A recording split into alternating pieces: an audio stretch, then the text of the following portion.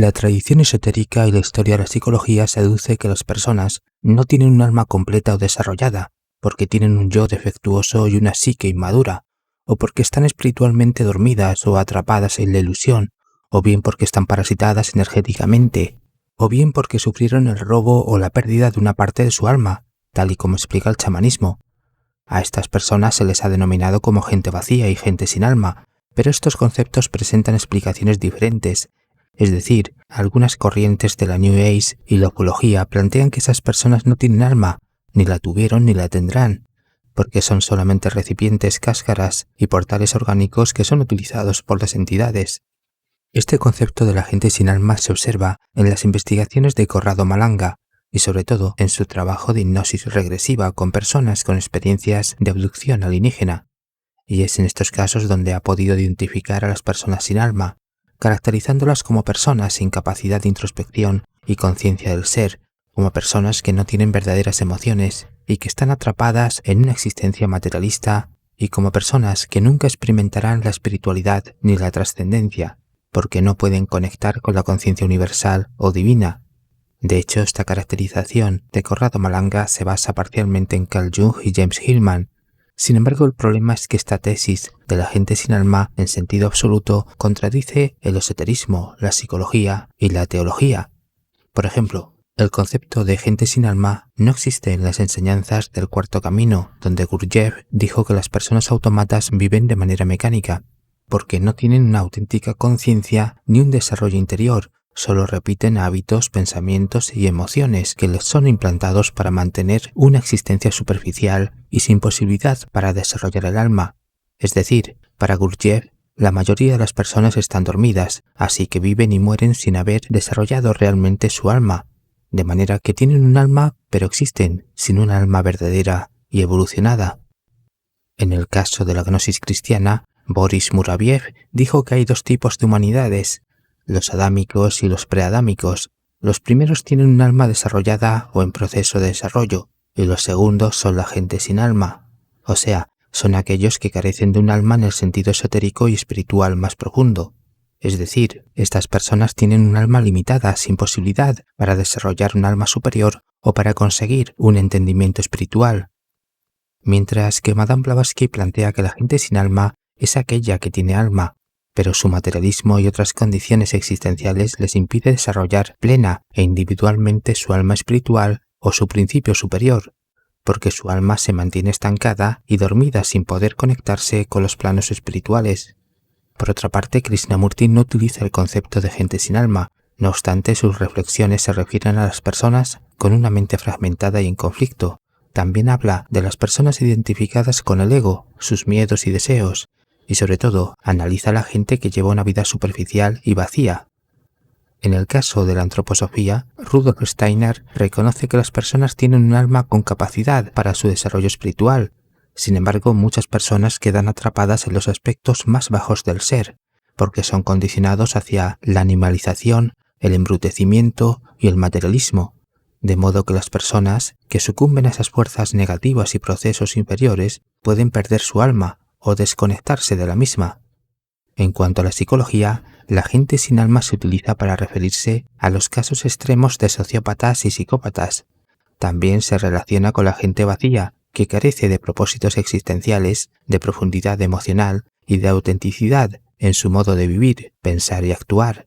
Aunque los casos más extremos de gente vacía y sin alma se encuentran en aquellas personas afectadas gravemente por la depresión, el narcisismo y otros trastornos,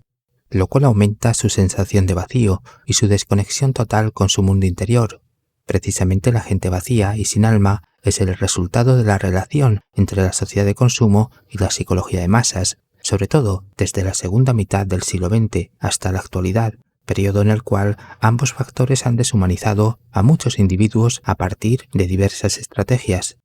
Entre ellas cabe citar que las personas fueron reducidas a simples consumidores de falsas necesidades en un sistema económico. También fueron desconectadas de su verdadera naturaleza humana, mediante las nuevas tecnologías, las ideologías posmodernas y los estados ilusorios de la felicidad materialista. Así pues, la gente sin alma está despersonalizada, es conformista, tiene mentalidad de rebaño y responde a un pensamiento único. Es decir, la gente sin alma es aquella a la cual se le ha anulado su capacidad para desarrollar individualmente su alma en beneficio de un alma colectiva o de un egregor. De manera que la gente sin alma es la que conforma las masas sociales, así que la gente sin alma es una consecuencia de la sociedad de consumo y de la psicología de masas que ha aplicado el Instituto Tavistock y la Escuela de Frankfurt durante la segunda mitad del siglo XX. De hecho, Byung-Chul Han plantea que la gente sin alma es un fenómeno de las dinámicas de poder y control de la sociedad del siglo XXI, y esa gente sin alma está caracterizada en sus conceptos sociedad del cansancio y sociedad del rendimiento, donde las personas son seres agotados, superficiales y vacíos, carecen de pretensiones espirituales, de reflexiones propias, de momentos contemplativos y de relaciones auténticas, y sobre todo su vida, su pensamiento y su destino ya no les pertenece, sino que están condicionados social y psicológicamente por la globalización, el hedonismo cultural, el capitalismo digital, las nuevas tecnologías y las ideologías posmodernas y progresistas que las élites políticas y económicas promueven a través de los medios de comunicación y de los movimientos sociales. En cuanto a Carl Jung, Corrado Malanga dice: he podido comprobar que Carl Jung estaba en lo cierto en cuanto que la gente sin alma es aquella que pierde de manera temporal o permanente su alma, y esto puede ocurrir por muchos motivos, entre ellos los factores metafísicos como la brujería y las entidades posesivas, y los factores culturales que imponen las élites a la sociedad como modelo de vida a seguir, razón por la cual el ser humano asume una existencia completamente corporal, materialista, nihilista, hedonista y posmoderna, lo cual le conduce a identificarse con el sistema y por ende su individualidad es fagocitada por las masas sociales. De hecho, todo esto es un proceso en el cual el alma pierde su capacidad de desarrollo por la falta de unas condiciones internas, emocionales y psíquicas. Por el contrario, la pérdida de alma es un estado en el cual se evidencian síntomas como la resignación, la fatiga, la indolencia, la irresponsabilidad, la sensación de vacío, etc., o bien patologías como la depresión, la ansiedad y el narcisismo. Después de esto, Corrado Malanga parafrasea a Carl Jung cuando dice que el alma está conectada con el corazón humano y con el arquetipo de Dios, o en otros términos, la gente sin alma es aquella sin mundo interior y sin pretensiones espirituales, es aquella que carece de una vida emocional y psíquica espontánea y genuina, es aquella que existe sin un sentido individual, sin un propósito profundo y sin un valor trascendental, y por extensión es aquella que está despersonalizada, deshumanizada y zombificada en un sentido psicológico. Así pues, el sistema crea gente a su imagen y semejanza, mostrándose cada vez más eficiente y eficaz con las nuevas generaciones a la hora de arrebatarles el alma. Buenos días, buenas tardes y buenas noches.